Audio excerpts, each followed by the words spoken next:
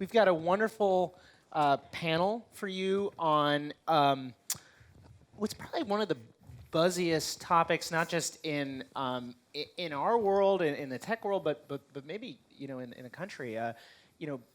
We've seen automation and kind of anxiety about automation come up repeatedly during the presidential campaign. There's a whole candidate, Andrew Yang, dedicated to this issue. So, and he seems to be, he's still around. So that's maybe a good sign for the relevance of what we're about to talk about. So let me just introduce our group here. We have just to my left, Therese Tucker, who's the founder of BlackLine, which is a company that designs software to automate accounting processes. Right here we have Sylvie Veilleux, who is the CIO of Dropbox, which is the cloud storage platform. And we have Goff, who is the Chief Technology Officer of Uptake, which is a Chicago-based software company that does basically AI, machine learning software for industrial applications. That's right. He'll tell us more about that, I'm sure. So, when the topic of AI and machine learning comes up to me as a journalist, my immediately kind of the BS detector goes off because so often these terms are used in ways that are sort of imprecise, and it's hard to tell. Is this actually, what actually is happening? So I thought, just to kick things off, we define our terms, and I just ask everybody to kind of explain basically how you all see AI. I mean, do you call it AI? Do you call it machine learning? And kind of like, what's the main application that you're thinking of when you think about AI? And why don't we start with you, Therese? Great. I believe that AI, true AI, is still a thing of the future. All right. Within the field of accounting and finance, where we operate, nobody wants a machine to make decisions about the financial future of the company. And if that machine is wrong, who's going to take responsibility? So AI, true AI, I think is really a bit farther out. Now, machine learning, which I think most people generally consider to be a subset of AI, is a very real thing. Machine learning as an advanced statistical model that can find patterns in extraordinarily large data sets is a really useful tool, because particularly in my industry of accounting, much of what people do is the same thing over and over, and simply on different data sets. And anomalies like fraud, fuzzy data where you're looking for very odd patterns, all of these are absolutely perfect for usage of machine learning. And I believe that the machine learning tools that are now out there have really reached a point where they are actually valuable to real business problems. And this has really only come about in the last year or two. Got it. So, Sylvie, when I think about Dropbox, we were saying backstage, like I've been a user of your platform for 10 years or so. I don't think of it as really an AI thing, which maybe to my detriment, but can you kind of talk about how the sort of evolution of Dropbox kind of away from this sort of passive, it's just your, basically a hard drive in the cloud, to kind of what you're working on today? So first, thank you for that. Dropbox announced last month Dropbox Spaces, which is bringing the background file sync and share to the foreground to your app. And it's a space where you can bring all of your cloud content in a connected workspace. So you have at your fingertip your data from multiple clouds, the Dropbox cloud, your files from Slack, from Zoom, from Google, all in one place. So what we've launched was the first smart workspace. And to be smart, we actually use machine intelligence as part of anticipating the needs of what you need at the moment in time that you need it. So we bring the information to you and anticipate that. So we use machine learning and AI and call it machine intelligence. Got it. So for example, what? Like I'm, working on a document and then the software suggests. Right, so the software will actually notice who you're collaborating most, who you're interacting with now.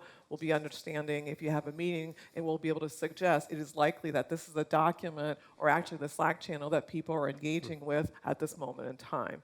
Got it. Greg, what about you all? So why don't you just tell us like what Uptake is doing? I mean, my sense is you're basically making big industrial machines work better. Yeah, so we focus largely in an industrial sector. So think things like mining, energy generation, manufacturing, large industrial equipment, and we focus primarily on machine learning. And I agree very much with sort of Therese's view of, taking data and correlating very large data sets together and trying to drive basically three things: availability of those machines, productivity of those machines. So think underperformance or degraded performance of machines, often not failed, but sort of underperforming, and reducing maintenance costs and over-servicing costs, which leads to lots of things: inventory, over-inventory supply, the way field technicians are dispatched, et cetera.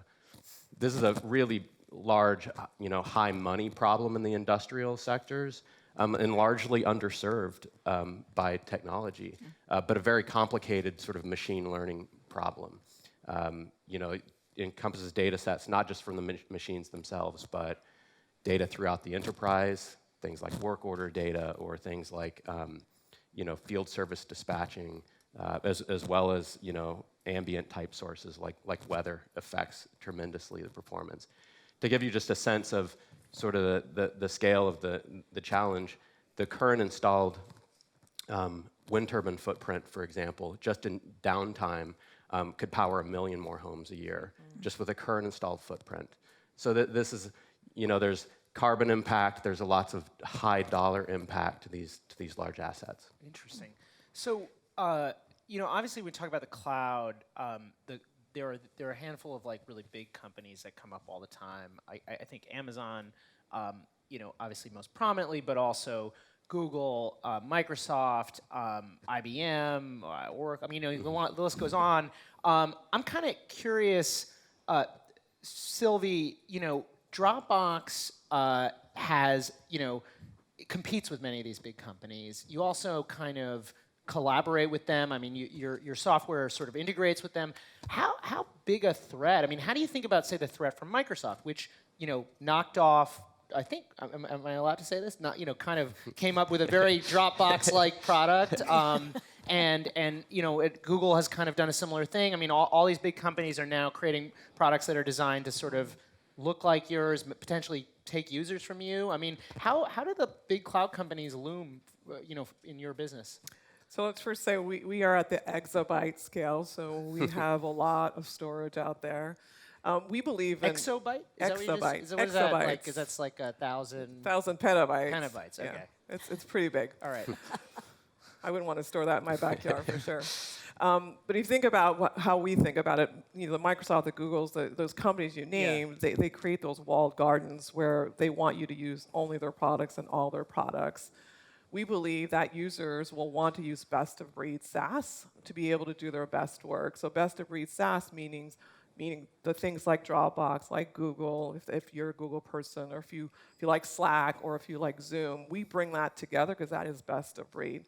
So we're an open ecosystem, and we partner with these companies. So it is natively possible today with our deep integrations to interact with and collaborate in Google or in Microsoft or in paper within Dropbox. So we're not competing, we're actually partnering because we believe people will want the best tools to do the best work. And does Dropbox buy cloud services from any of the other big companies, or are you kind of rolling your own? Or we have a proprietary infrastructure that we've built out, and we've invested massively in. Right. How's that working out? Just great. Therese, I'm guessing, and maybe I'm wrong, but I'm guessing part of your, as you think about kind of the future of BlackLine, you have to worry about the possibility that Google or Amazon or somebody just kind of directly tries to no. No, Why most not? people don't care about accounting. No, for years back at the end of 2007, we made a decision as a software company to only sell cloud going forward. Got it. And we had to decide, are we an on-prem company or are we a cloud company? And at the time, we had to have our own private data center because companies were so concerned about security And public cloud was not in a place yet to really offer that type of security for financial information, right? Just in the last couple years, we've seen a dramatic shift, both in the levels of security that public cloud can provide, and in the appetite for larger corporates to actually put their financial information in the cloud. So we're actually in a process right now of moving. We're going to have a public cloud infrastructure as well as our private data center for probably the next 5 years. Got it. And the public cloud infrastructure being an infrastructure that you host or that you... We're using Google. Okay, got it. And so we have our own private data centers right now, where again, many of the larger, more conservative companies will continue to reside. And, but mid-market especially, mid-market companies are like, sure, put it in the cloud. And is that change, that shift in security or I guess comfort, is that just something on the user side where people are deciding, or has there actually been like some kind of technological breakthrough? Both. Okay. Both. It's on the public cloud side, the things that they've done for security have been phenomenal. I am finally comfortable that it'll be safe there, right? But also on the appetite side, you've seen larger companies where they go, you know what, it's cheaper, it is secure, we can access it, let's do it. So it's been on both sides. Yeah. Greg, kind of same question I just asked Therese. I mean, is there any, you have any fear? I mean, Amazon's whole thing is like picking on, one industry after another. They've come for Hollywood movies. I mean, it kind of sounds like a joke, but I don't know that it totally is a joke. I mean, do you have to worry about some of these larger players, moving into your space, or maybe they're already in your space? It's an interesting question. I don't worry about that a lot. Probably for similar reasons of, we tend to not that nobody cares. It requires kind of specific focus in certain areas. Expertise. In expertise. So, for example, we actually are aware of all the data that's hosted in us. We're not just agnostic to put whatever data. We specifically won't look at it as part of our products. We have a lot of expertise in that we have SMEs, ours, and we work with customers on specific machines, types of industries, the business models of those industries. Could they do it? Potentially, but it's very counter to their general business models of being very horizontal based. But at the same time, similar to what Sylvie said, we use a lot of their tools, and they're actually they advantage us in many ways to develop expertise faster in these sectors. So I kind of look at it as helping more than competing. And are you kind of spreading your business around, or do you have one particular? Is it like we Google? do. No, we're very agnostic. Okay. So we'll consume native services sort of where appropriate from the underlying platforms. But for us as well, I think for many companies, we were talking about this last week. My view is at some point we'll look back in time and say, can you believe we ever hesitated to put data in the cloud? Like that seems kind of weird that we'll kind of think about it like that. But at the same time, not all data is going to reside there. And so I think we'll look at storage a little bit more ubiquitous than just like cloud on-prem. I look at machine data. These big turbines can generate 1,000 data points at 20 kilohertz. Sampling rates. It's not practical to move that around typically, and so we kind of look at it more as we'll store the data where it makes the most sense. If that makes sense in the cloud, we'll put it in the cloud. If that makes sense somewhere local, we'll put it local. So, one of the great things about these cloud technologies is we can do collaborative things on stage. And so we've got another poll. So if you could, take out your phones. It's just gonna get really interactive in a minute. It's gonna be a great segue for what we were just talking about. So here's the question. Giving them time to. The question is, do you trust companies storing your data on the cloud to protect your privacy? Yes or no? So do you basically this is the I think we know Therese's answer. Greg's answer. But yeah, yes or no? Do you feel safe? 100% safe? And any reservations? Okay. While we wait for the. It's over there. Oh, it's up. Oh, cool. I can't even see it. Okay. What is it? Can somebody? Is that? Okay. So most Two-thirds, people would agree. two-thirds. Although there is, I guess, considering the crowd, a surprising level of skepticism, and I guess I'm wondering how often this comes up with clients. I mean, is this about right? So, are most clients okay with this, or what's the? They are okay with it once they've done an extensive security review Okay. to make sure that you've got the right controls in place, that you are not commingling certain sensitive data. I mean, there are a series of things that companies who are on the ball should be asking us, and we want that. And Sylvie, what about at Dropbox? I mean, I would guess that like one of the big reasons that we're seeing more comfort is services like Dropbox, which have sort of trained people to, in their personal lives, you're sort of using the cloud in your personal life, you get kind of used to it, it seems okay, and then you're ready to, put $1 billion worth of data in the cloud or something like that. Is that the? Well, trust is our biggest value and our topmost priority and concern at Dropbox. So we've invested massively in security and privacy over the years. We have multiple levels of security and controls. We have multiple security engineering teams. We have one of the leading or industry-leading bug bounty practices, which allows us to detect bugs before they're exploited. But we also believe that we are a subscription model company, and we do not monetize any of the user data.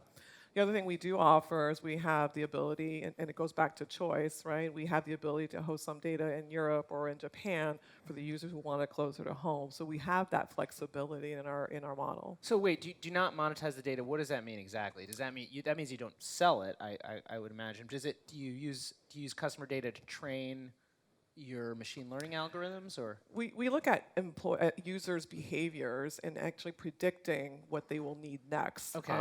We don't do deep invasive looking at data, but we understand what their behaviors are, so we can actually surface the next thing they want to do. Got it. We have things like images. How many of you have a folder with 1,000 files that has IMG-3456? And you're looking for that dog picture you have taken, right? How many of you give up? A lot of times. So we have the ability with our technology to search for dog across all of those images and bring that image and all those files that have a dog for you. So that's an example of how we're using intelligence in Dropbox. So in other words, not training on emails, for instance, like or on the contents of my story drafts or something like that. We're looking at how you interact, Okay. right? You're working with others and teams, and you're in Slack. Sometimes you're in Zoom. You're in Dropbox, and we actually surface the information we believe that you're going to need next. Got it. Greg, what about Uptake? I mean, because it seems to me there are two privacy concerns here. One is like if I put something in a cloud platform, could that get hacked? Sold to the Russians, whatever. Like the actual data. There's a sort of secondary concern, which is that I am going to train your software. Yeah. Like I'm an early adopter. Yeah. I pay you, probably a lot of money to make my wind turbines run more efficiently. Yeah. And then you guys spend the next 3-4 years, where I'm paying you every year, serving my business, but also improving your machine learning algorithms. Then 3 years later, my competitor comes along, signs the same contract with you, and is now benefiting from the work that you've. I'm curious if that comes up. Do clients worry about that? Do you guys think about that? Is that an issue? It comes up all the time. Yeah. And I would say in response to that, the cloud probably comes up more often than that indicates for us. And it's a combination of those two concerns, both security. And on the security side, it often comes up because these data sets that we work with, particularly machine-based data sets, they've often never really been looked at for data science before. And so the position of an industrial company is often unknown. And so therefore, the position tends to be one of conservatism. So do we want to move that data? Well, I'm not sure what I'm going to do with it in the future. Maybe I can monetize it myself as a revenue stream in the future, and therefore I don't. So that's sort of one aspect. The second aspect that you bring up is really interesting, which challenges, to me, a lot of how do companies think about competitive advantage. am I going to get competitive advantage because my assets fail less often than yours? I haven't really thought about that as a competitive advantage before, but now that that becomes possible, maybe I do. And we look at, particularly in the asset world, relative to machine learning, in the asset world is subject to the small data problem. Huge amounts of data, but rare failure occurrences. And machine learning lives on the amount of sort of labeled historical events, things that happened in the past, that happen in the future. And so we see even large companies, if you look at a $5 to $10 million asset, they might have 50 of those, even though there's 30,000 or 50,000 in the world. So the reality is, pooling data often is kind of the only way to solve the problem, right. Because it's this small data problem. And so that posture is different for companies that are extremely large versus companies that are kind of the longer tail. But generally speaking, the only way to get advantage, or one of the main ways to get advantage of this space, is by aggregating data at some level. Right, Obviously right. anonymized to the companies, et cetera. Right. But at some level putting it Well, and I have to think that this is an area where as you think about the threats from Google, Amazon, Microsoft, like you have an argument in your favor. I mean, there's been some reporting about sort of Microsoft and Amazon, where you have a lot of retailers sort of hesitant to do business with Amazon because they feel like, well, you're going to be training your machine learning algorithms on my sales data, and then all of a sudden Amazon Basics comes up with the exact same, whatever. Yeah. Or it's even maybe a vaguer concern, like I don't want to help my competitor, but it seems like as an independent, you have maybe the argument's a little easier on this. Yeah, for sure. So I want to talk about labor. We hinted at it, earlier. Definitely, I think the topic that probably comes up most when we talk about automation. Therese, I listen to what you're saying, and it makes me a little concerned for the future accountants of the world. I mean, are you? Maybe that's good, or I don't know if that. We could debate about that, but are in your engagements? I mean, are people? I imagine their employees are more productive. I mean, are they able to do more with fewer people? I think there's going to be a lot of different professions that are undergoing transformations over the next 15 years. Yeah. All right, I think it's not just accounting. I think it's, the legal profession. There are machines that can do contract reviews far better than people. I mean, if you just look across many of the white-collar jobs that are out there right now. In fact, I was on a panel a few weeks ago, and I said, if you've ever said, I'm so bored with my work, that probably means that your job is going to be replaced. Yeah. But it's an interesting, anything that is repetitive and boring becomes the candidate for something that can be replaced by software that is, frankly, far more accurate and faster than your brain will ever be. And so, yes, there will be absolute changes. I have sat in meetings where we'll demonstrate some of the automation that we provide, and you'll have someone in front who's sitting there going, oh my God, you just did in 15 seconds what I do in 8 hours. My job is going away. That absolutely happens. And it's about the type of work. Most people didn't go to college to be bean counters, right? They actually wanted to be something bigger. Yeah, to jump in on that conversation, I believe AI will not replace what humans can do. Humans are the only people who can create, innovate, and solve very complex problems, at least today. And I think what AI allows is to bring and surface options or advice for humans to actually solve those complex problems, not do it for them. So I see that as an augmented capability for humans to do their best work, meaning focus on the work only humans can do. Yeah, I agree. We were talking about, I very much believe in this augmented sort of intelligence view. And I see that as also not just the state of technology, but the path to adoption, right? And you look in everyday life at the ability to just, like, the willingness to just have cars drive themselves on the streets. The adoption curve typically lags significantly behind the technology readiness curve. And so often in our business, you'll take a technician who's been working on a machine for 40 years, and you'll have an algorithm say, no, you've been doing it wrong. That's a very intimidating kind of thing to do. And so it's more about how do you help and help the aging workforces in these industries, et cetera, sort of retrain the younger generations in a sort of different way to adopt the technology versus fighting it. Where do you think that the sort of political conversation, I mean, I guess I'm wondering, do you think the heat's gonna go up at some point? Where like, we're having this conversation, it's very theoretical, but I mean, do you have to plan for the risk of real sort of opposition or like a genuine, a genuine panic over automation? I mean, is that coming? I think it'll be slow enough. It's sort of like boiling the frog slowly. But I do think That's comforting. Yeah, sorry. But I do think that, as a society, we're going to have to deal with the fact that there may be huge swaths of the workforce that no longer have an opportunity to contribute. Yeah. So we're getting close to the end here. I wanted to ask you, all of you, as educated, as practitioners in the space and people who follow it closely, like what seems most overhyped about AI? Like what sets off your kind of personal like BS alarm? You're like, there's no way like this is going to happen within X number of years. I mean, Sylvie, what seems just like wildly over optimistic in these conversations? Or maybe there's nothing that's over optimistic. Maybe we're pessimistic. I mean, you can always think about what you would like to see in the future. Yeah. I mean, I don't know how many people were around when Space 1999 existed, right? And that movie, that series, and nothing really happened in 1999.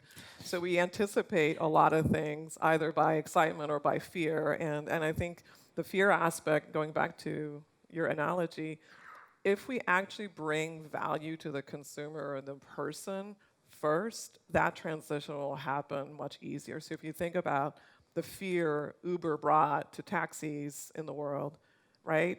The people that ran taxis, of course, that was their thing. They actually are now Uber drivers. Or the people that didn't know how to use technology, they actually prefer to know that the technology in their car is coming close to them.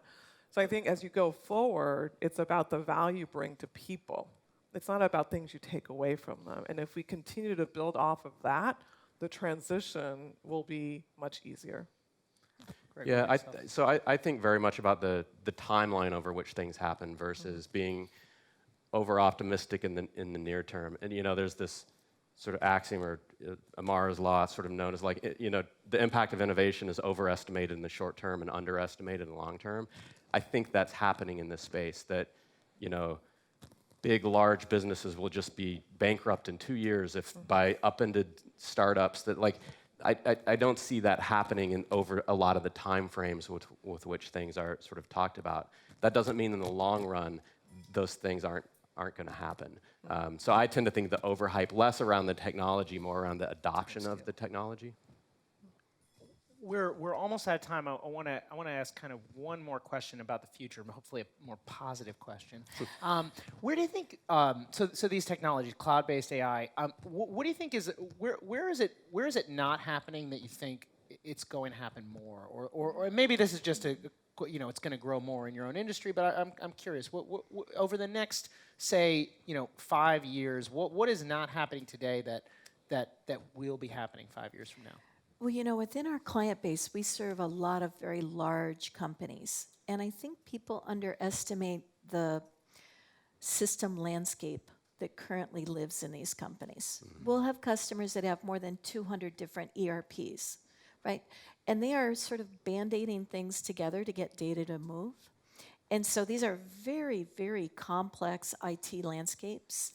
And without sort of getting some of those simplified and rejiggered, so to speak, you're not going to be able to use some of the more advanced tools for a while. So I think that's going to take a while because these companies just have many years of technology layers that are really hard to unwind without breaking everything. Yeah, even within the modern SaaS at scale, like, I'm one of the CIOs that have close to 1,000 solutions to manage, and most of the platforms have some kind of AI capability. that means your workflows are traversing all these different SaaS solutions. So finding a way to automate cross-platform is a really interesting, problem to solve, right? And I know that there's RPA out there and intelligent automation coming, but it's in the nascent industry, and there's work to do there.